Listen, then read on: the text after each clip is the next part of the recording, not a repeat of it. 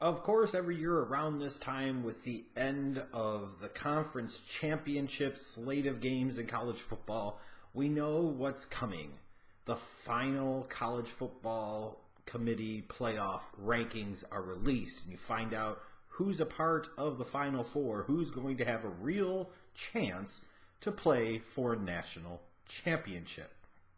And this past weekend, we got our answer. And as happens, it seems like pretty much every year, there's a lot of discussion, debate, anger, finger pointing, accusations, crying foul, what have you. And it comes down to the choice between number 4 and number 5. Was it going to be Alabama or was it going to be Ohio State? And it's interesting because a lot of people sit there and say, of course, the committee figured out a way to get Alabama in because they're Alabama and we have to gift wrap it for them. And there's a part of me that feels that way to a certain degree. But the truth is, it was Alabama up against Ohio State.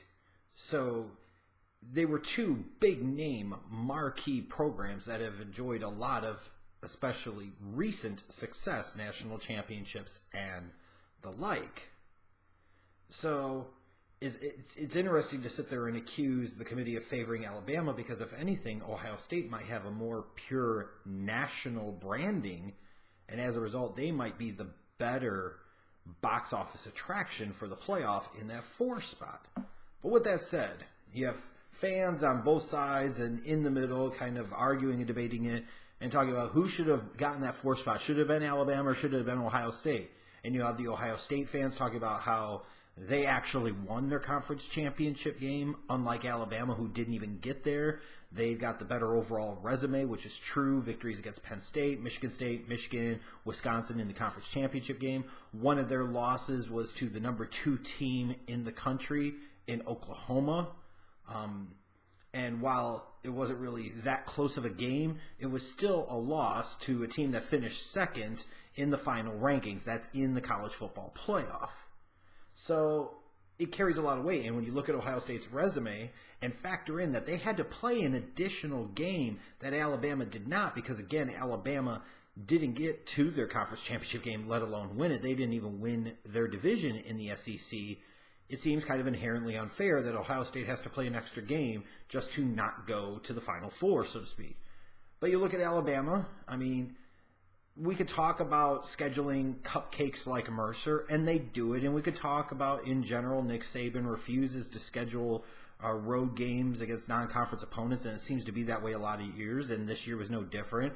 Hosting Fresno State, hosting Colorado State, hosting Mercer. The Florida State game was a neutral field.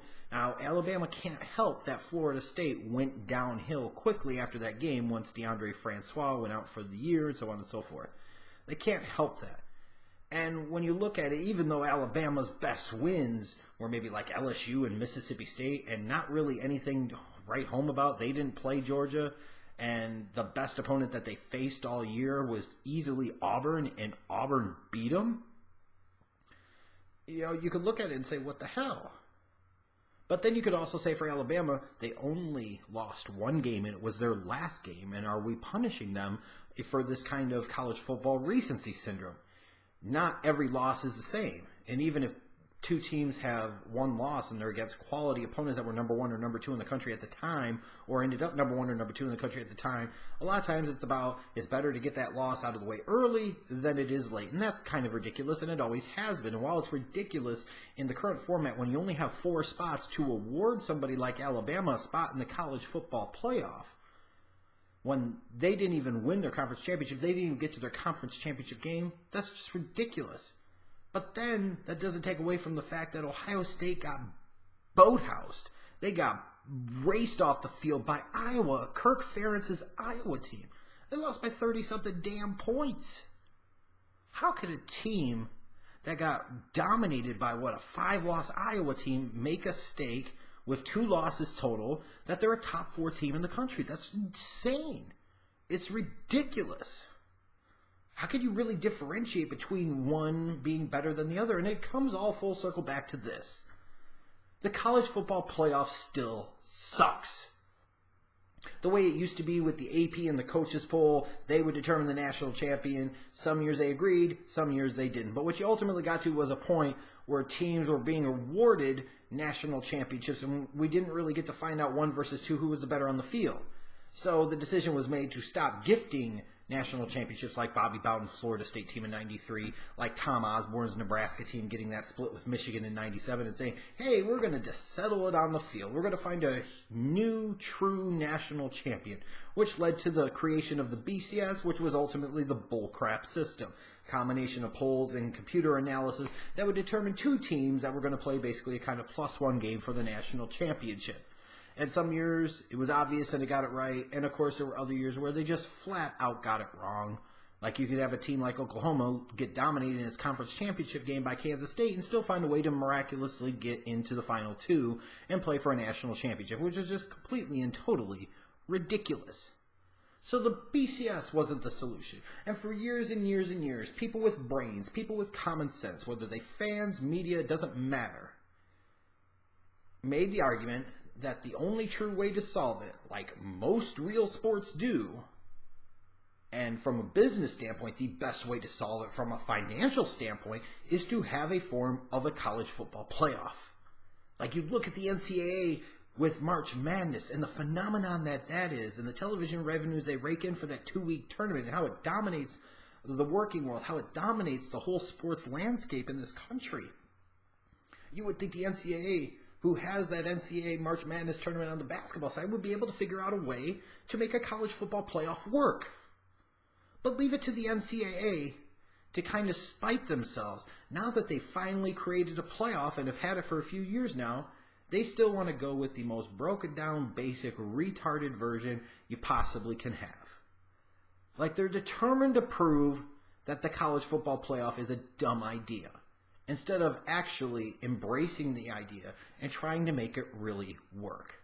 That's what it feels like. And it feels like the NCAA prefers to run this as if controversy is automatically a good thing. Like they feed off of and they live off of the debate and discussion about who deserves to get in and who doesn't, and da-da-da, skip a whoop-de-woo. So we're ultimately basing it more off of stuff that's not settled on the football field, and it's absolutely ridiculous.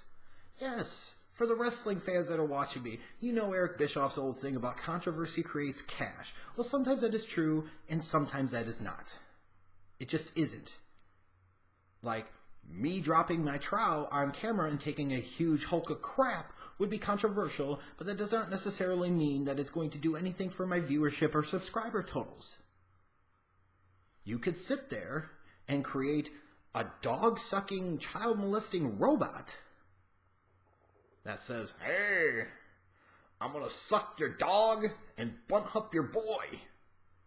You know, or vag hump your girl, also known as the Roy Moore bot.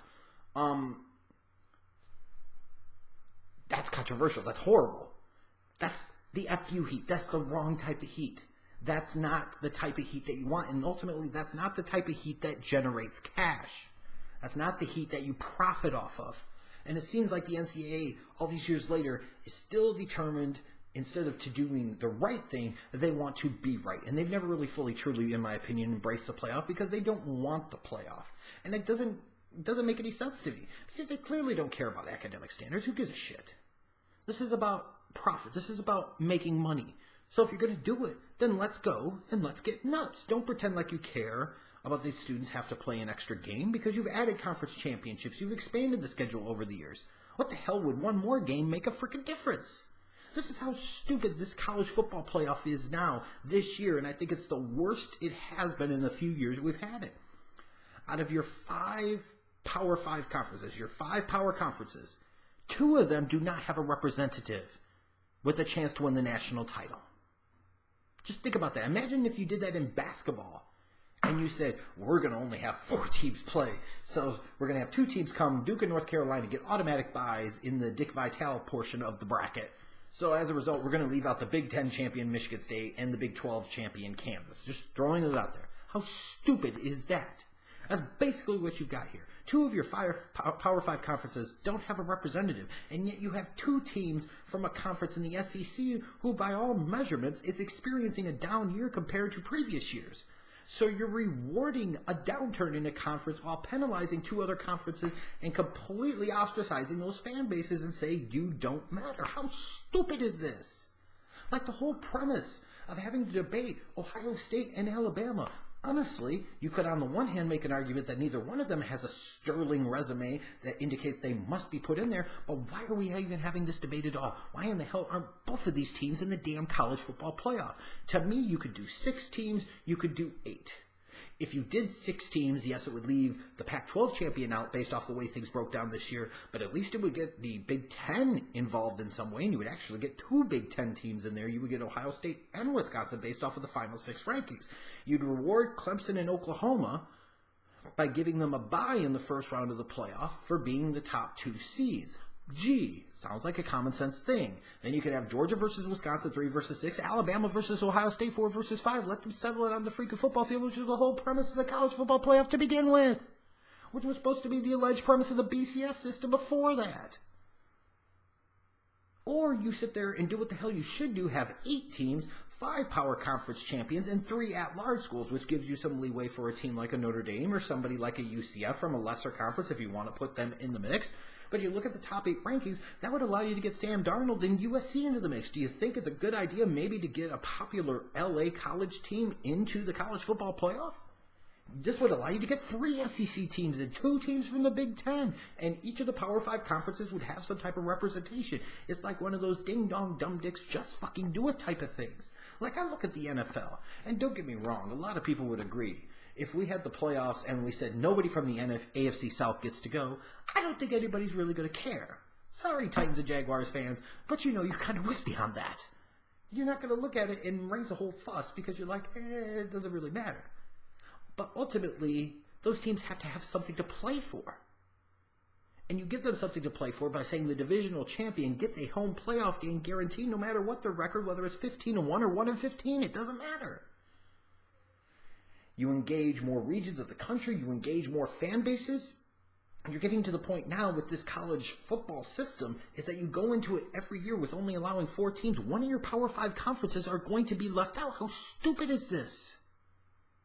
Part of the reason for having the Power 5 conferences. So you could have one conference where you have a bunch of teams beat up on each other, and it's all for naught because none of them are going to have a shot at the national championship. I'm not advocating for some 16, 24, 32 team playoff because that's just too many. And frankly, when you look at the grand scheme of things, how many teams do you think could really, truly, actually win a national championship in a college football playoff? But most years you could probably make the argument, depending on circumstances, most years for 5, 6, 7, maybe 8. And while I don't sit there and look at somebody like Wisconsin or USC as being a real national title threat, why not have them in the mix? What would it hurt?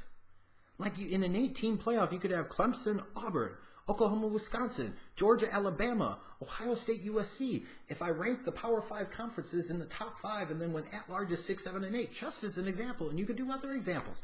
But think about that. You get a Clemson-Auburn rematch. You get Oklahoma, Wisconsin, Georgia, Alabama, so you get another big-time SEC matchup here. And then you get Ohio State versus USC, Urban Meyer versus Sam Darnold. Who wouldn't be down with that? It's just so ridiculous that we're still arguing over who the 4th best team is and or only 4 teams get into the playoffs. Why do the lower levels of college football get this better and they allow far more teams into the playoffs? And again, I'm not advocating for that. But what would be so fundamentally wrong with 6 or 8? And if you say, well, what does that mean for the rest of the schedule? Who cares? Add a freaking game. You already did with the conference championships. Or maybe you get rid of one of the conference games in season, or maybe you start telling teams like Alabama to stop scheduling teams like Mercer or the Citadel or whoever the cupcake is in that particular year. And I understand that those schools need the money. Well, then you know what? You do some type of revenue sharing bullcrap with that extra money that you get from those extra playoff games by expanding from 4 to 8, and you give those other schools that used to count on that income, you give them a freaking stipend. You give them bribe money. You tell them to shut the hell up and get paid. This is just so stupid. Like only the NCAA, when it comes to college football, could continue to find a way to screw up a system to where you still wonder who the true national champion is. It just shouldn't be this hard. But they do it this way because they want the controversy. How idiotic.